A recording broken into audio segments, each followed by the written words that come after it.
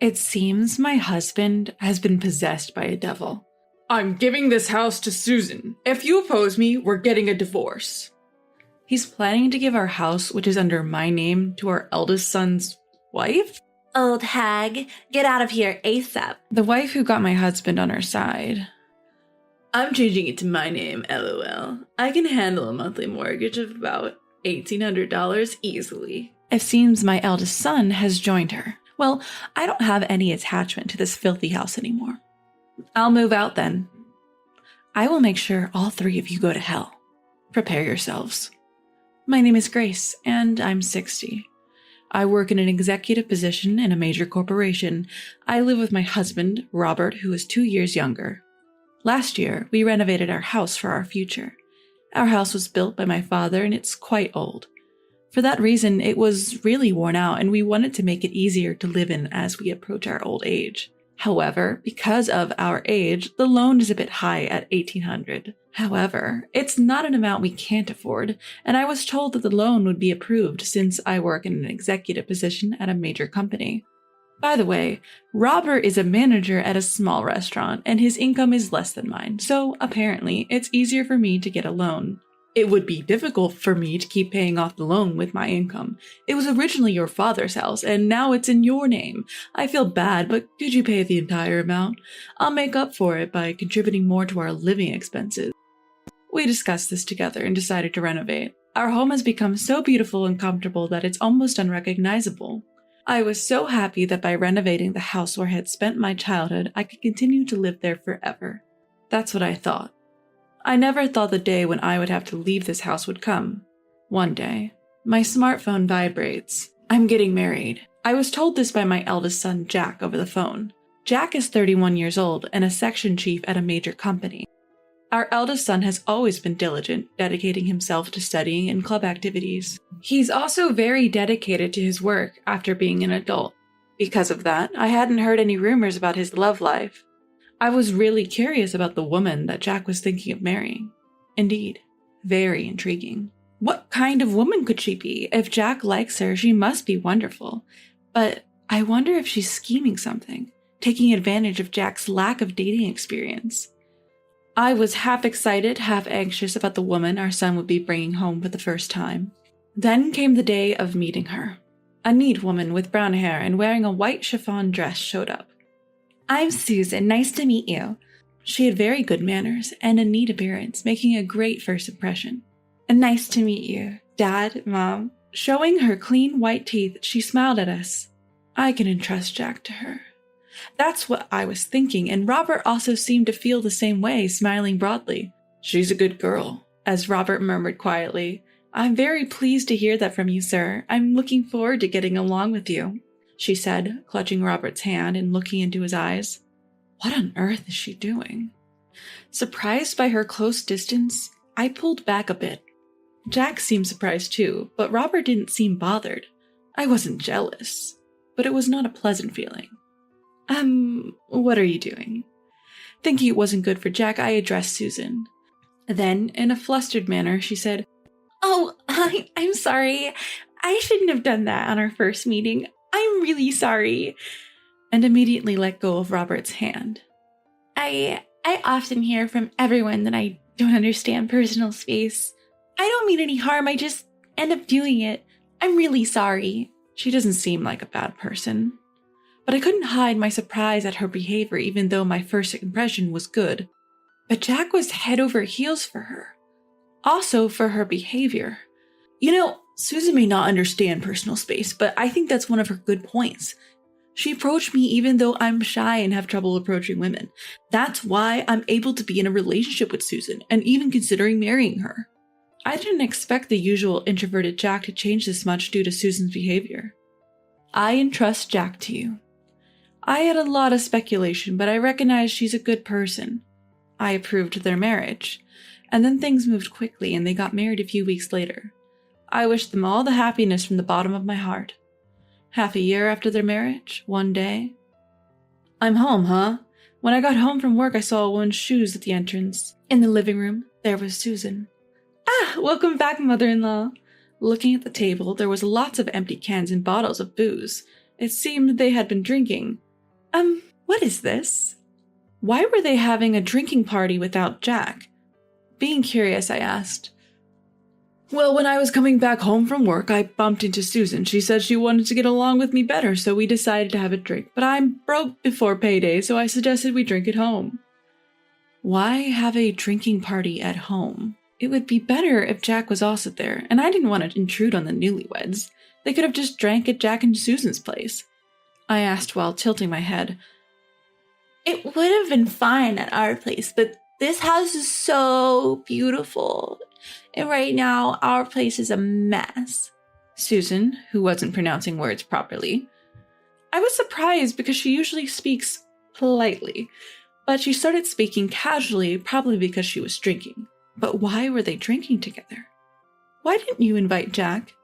For a daughter-in-law to come to her in-laws' house alone, and to come for drinks while they're newlyweds, I think it's a little out of the ordinary. From the moment I saw the two of them, I had been looking for Jack. Jack is, he's so caught up in the busy season at work, and I've been working overtime nonstop. That's why I'm just so lonely. Susan starts to cry as she says this. Shush now, Susan, it's not your fault. The one to blame is Jack for leaving his newlywed wife alone. Robert begins to console her, stroking her hair. Oh, daddy-in-law.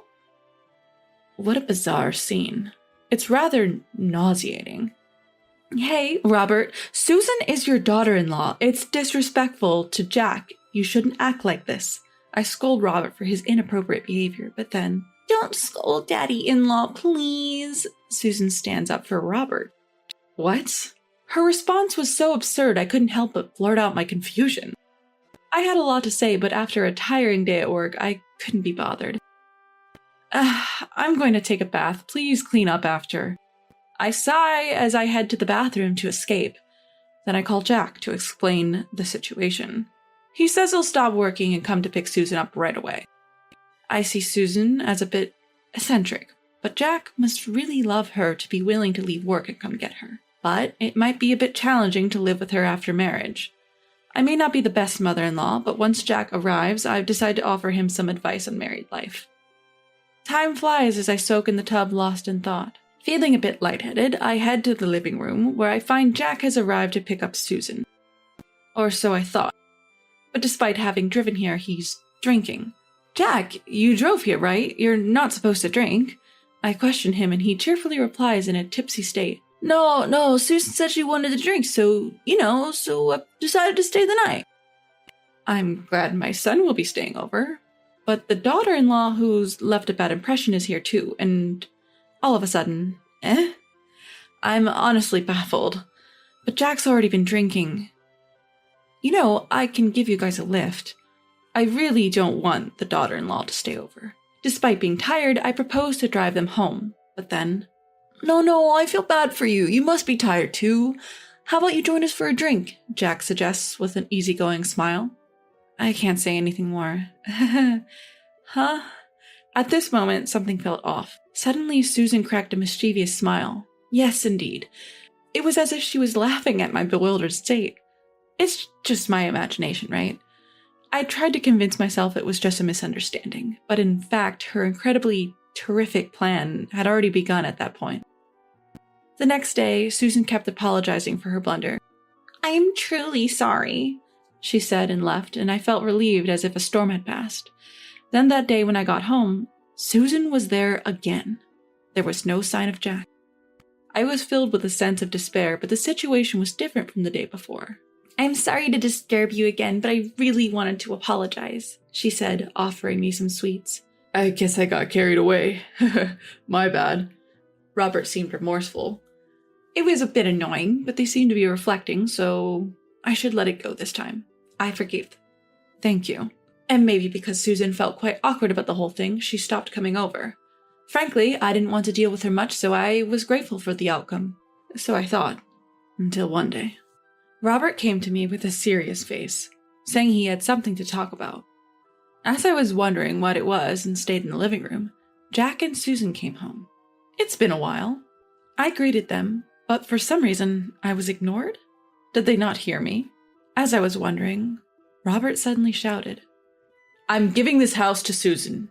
If you object, We're getting a divorce. What? As I thought he was suddenly blabbering about he's giving the house to Susan? I didn't understand. As I was taken aback, Mother-in-law, please leave. Susan said that. What? What does that mean? I was in chaos. Hold on, what do you mean you're giving the house to Susan? When I questioned, Robert answered, You've been bullying Susan all this time, doing such a stupid thing. Bullying? Baseless. That's impossible. But no matter how much I argued, Robert wouldn't listen. Shut up, she said so. That's why she was crying that she couldn't come home until now. Robert kept yelling, and Susan was shedding tears. Why did it come to this? Then Jack snapped, as if to join in.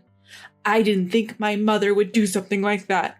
This is seriously messed up. The more I denied it, the angrier the two of them got, and Susan was overflowing with tears. That's why I'm divorcing you. Get out now. I'm staying here with the two of them. Why on earth should I have to give my house to Susan? When I ask, he retorts, Because Susan is deeply hurt. Normally we should be demanding compensation, but I think there's a better way. To take away your precious house and give it to Susan. That way, it should inflict appropriate damage on you, right? I didn't bully her. Why do I have to be hurt? Besides, there's no way Susan, who quit her job when she got married, can pay an $1,800 loan.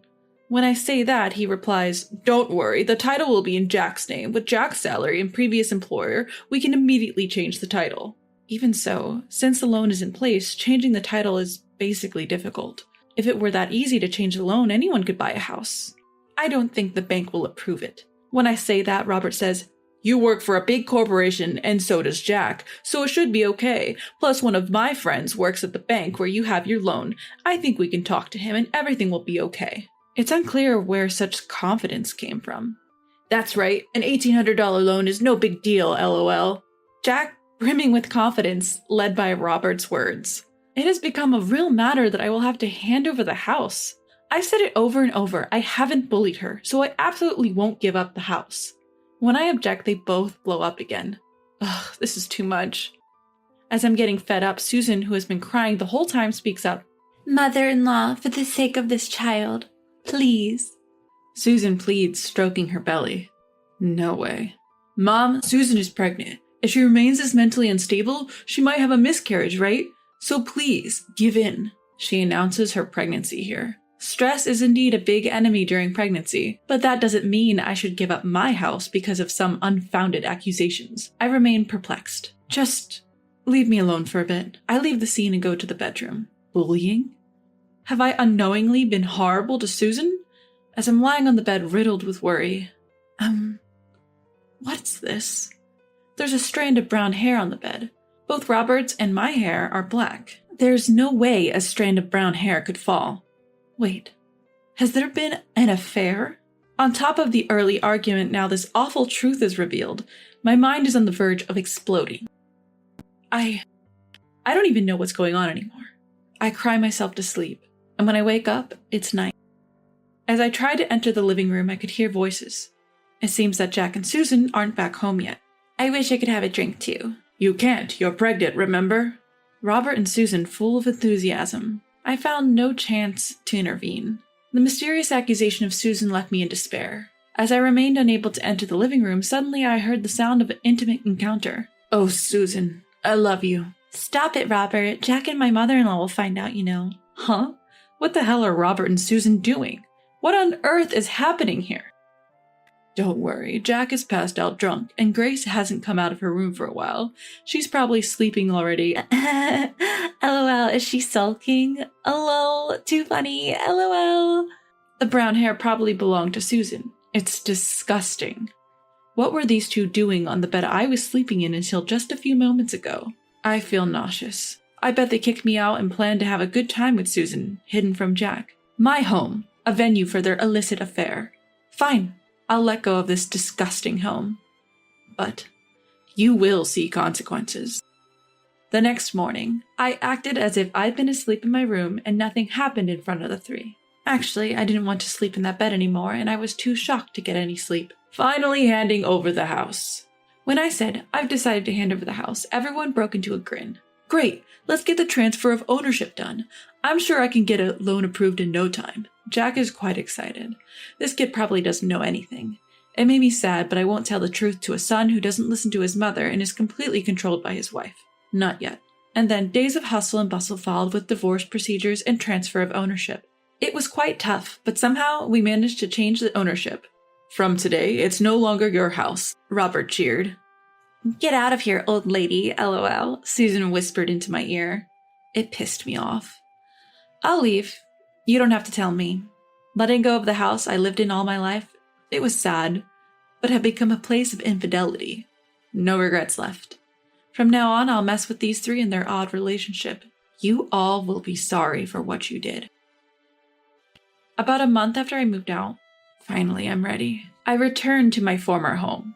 When I rang the doorbell, "What does a stranger want here?" Even after such a long time, Robert was furious. "Can I come in? I have something to say," I assertively requested. "Why should I let you in my house?" Robert is reluctant to let me in. "I have something important to say. It's also for Susan's sake." "Something important for Susie?" As soon as I mentioned her name, he let me in without hesitation. Honestly, I didn't want to say her name because it made me feel sick, but I knew Robert was soft for her, so I played that card. "An outsider is here." "An outsider? Sure, we're divorced and hence strangers now, but is that the right way to say it?" I was irritated by Robert's reaction. "What do you want after all this time?" The three of them are on high alert. "I want you to look at this." What is this?" I laid out the photos. The photos are of Robert and Susan on a date. Actually, since we divorced, I had hired a private investigator to tail them. As a result, I obtained photos of them on a date. "Just wait a minute. What? Jack is shocked. Then, "What are these photos supposed to mean? We're a close father-in-law and daughter-in-law. Nothing more, nothing less." "Yeah, what do you want taking these nonsensical photos?" Two of them insist they're just close. "Well then, how about this?" I took out my smartphone and played a recording. "I really do love Susan." "Hey, if you speak so loudly, Jack and mother-in-law will wake up." It's a recording of Robert and Susan's voices and their indistinct chatter. What? Actually, the day I discovered the relationship, I had recorded their conversation. "No, this is a misunderstanding." Robert desperately tried to explain. "What misunderstanding? This is clearly not okay."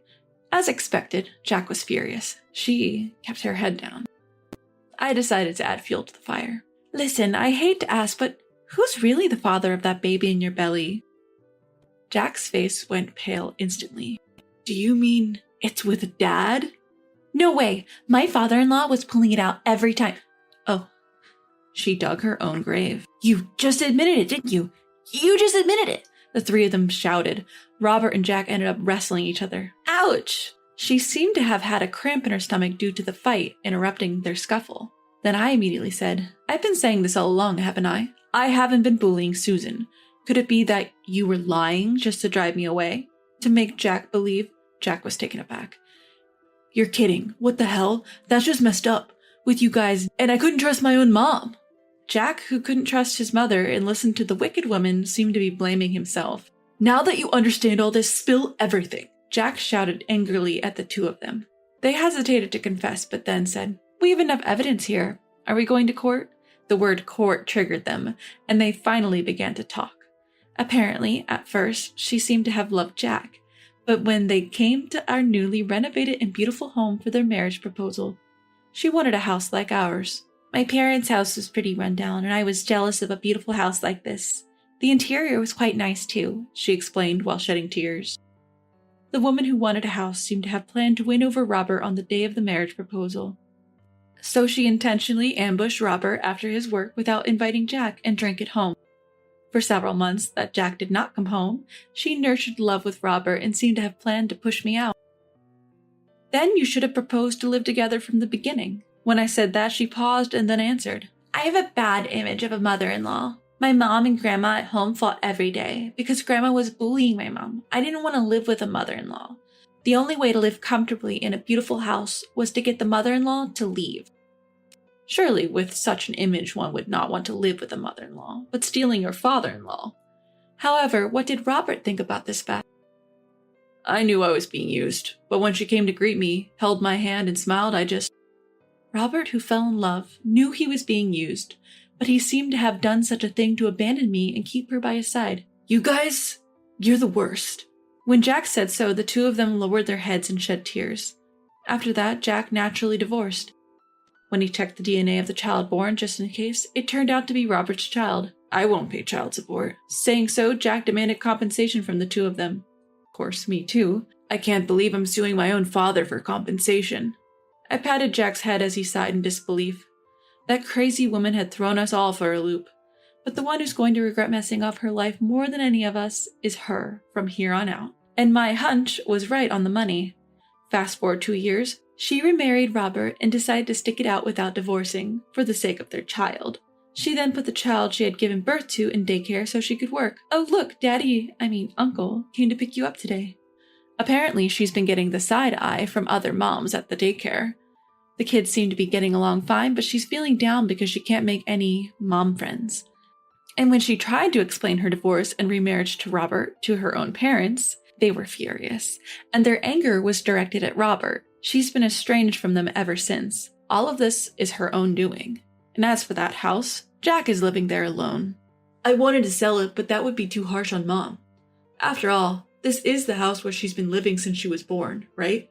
A house full of memories. I just can't sell it. I told him I didn't care and that the house was creepy after all that, but he was so guilt-ridden that he couldn't sell it. And maybe because I've been saying that house gives me the creeps too much, he had it professionally cleaned and he threw out all of Robert and Susan's belongings. And Jack, who did all that for me, said, "Even though it was because of that woman, I did something terrible to Mom. I know you probably won't forgive me, but please, visit me or come to the house on a whim and let me show you some devotion." And with that, he gifted me with a ticket for a hot springs trip. Jack has definitely shown remorse. I can't forgive him yet, but I think I'll try to work towards rebuilding our parent-child relationship as it once was.